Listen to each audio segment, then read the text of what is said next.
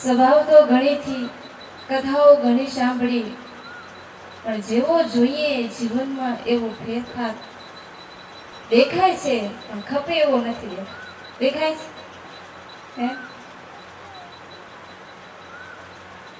નાનું એવું એક દ્રષ્ટાંત દઉં, જાજુ તો મને આવડે નહીં. રવિશંકર મહારાજ પોતાના ઓરડે બેઠા હતા. એક નાની એવી બાળક આવી, એક હાથમાં ડાયરી કોરી, એક હાથમાં બોલપેન. એટલે રવિશંકર મહારાજે પૂછા કરી, બેટા આ ડાયરી ને બોલપેન શા માટે લઈ આવી છે? તો કે તમારા હસ્તાક્ષર મને જોઈએ છે. સમજો ને હસ્તાક્ષર એટલે હે, તમારા અક્ષર જોઈએ. તો કે મારા અક્ષરને તું શું કરીશ? તો કે તેના હું દર્શન કરીશ. રવિશંકર મહારાજ કે હસ્તાક્ષર એમને એમ ના મળે કે એક નિયમ લે તો હસ્તાક્ષર તને આપું, નકર ના આપું કે મારે એક તમને બધાને નિયમ દેવાનું. શું નિયમ લેશો હે? શું નિયમ લેશો? કે દરરોજ આ કોળાઈ ગામમાં સરસ એવું મંદિર થયું હોય, કોળાઈ ગામમાં રહેતા બધા સત્સંગી બહેનો દર્શન કરવા માટે આવે ગમે ત્યારે. હે મંગળામાં પહોંચીએ કે તો મંગળામાં શણગાર દિવસમાં 8 વાગે 9 વાગે ગમે ત્યારે ટાઈમ મળે, પણ એક વખત દર્શન કરી જવા, આવું નિયમ લેવાનું. એટલે ઓલી દીકરીને કીધું કે અક્ષર તો લખી આપું, પણ તું નિયમ એક લે. તો કે શું નિયમ લઉં? તો કે ચા પીવે છે? તો કે હા ચા પીવું છું. ચા ન પીવાનો નિયમ લે. તો કે ભલે મહારાજ, હવે ચા હું નહીં પીવું. હવે આ દીકરી નિયમ લઈ પોતાની ઘેર ગઈ. રવિશંકર મહારાજે બેઠા હતા. ઘણા વર્ષો પસાર થઈ ગયા, દીકરી બહુ મોટી થઈ ગઈ. પછી એક દિવસ બોર્ડની પરીક્ષા, એટલે દીકરીને વાંચવાનું બહુ થયું. એટલે ચિઠ્ઠીમાં લખ્યું કે તમે મને નિયમ જે આપ્યું હતું ને એ આજે બાંધછોડ થાય રહી. કે વાંચવાનું મને બહુ છે, તો ચા વગર ઉજાગરો થઈ ગઈ એમ છે નહીં, તો ચા મને પીવી પડે રહી. કારણ કે ચા પીવે તો ઉજાગરો થાય.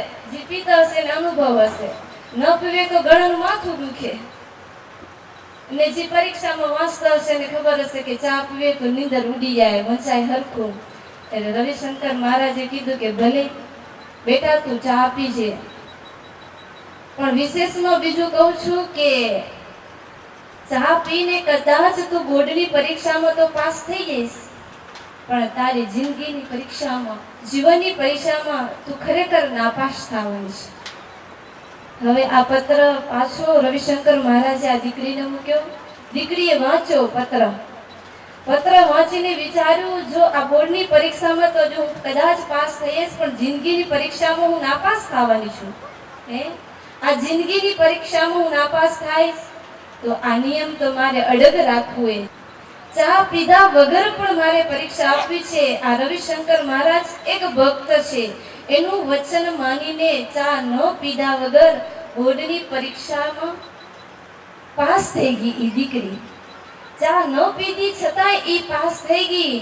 એટલે વળતો સમય એને કીધું કે રવિશંકર મહારાજ, મેં તમારું વચન માન્યું અને આજે હું ચા પીધા વગર પણ બોર્ડની પરીક્ષાની અંદર પાસ થઈ ગયું. મારે 2 રિઝલ્ટ સારા થયા ને, બોર્ડની પરીક્ષામાં ફર્સ્ટ નંબર આવી છું અને મારી જિંદગીની પરીક્ષામાં પણ હું ફર્સ્ટ નંબર આવી છું. બસ તમને ખૂબ ખૂબ ધન્યવાદ.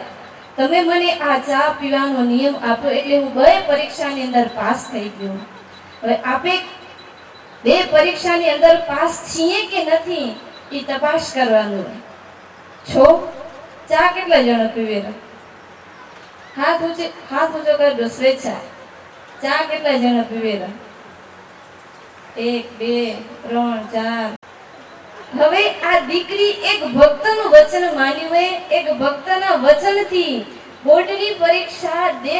ચા પીવો તો જ બોર્ડની પરીક્ષાનું વાંચીએ ગર, પણ એક ભક્તનું વચન માનીને આજે ઈ બોર્ડની પરીક્ષાની અંદર ફર્સ્ટ નંબર પાસ થી. તો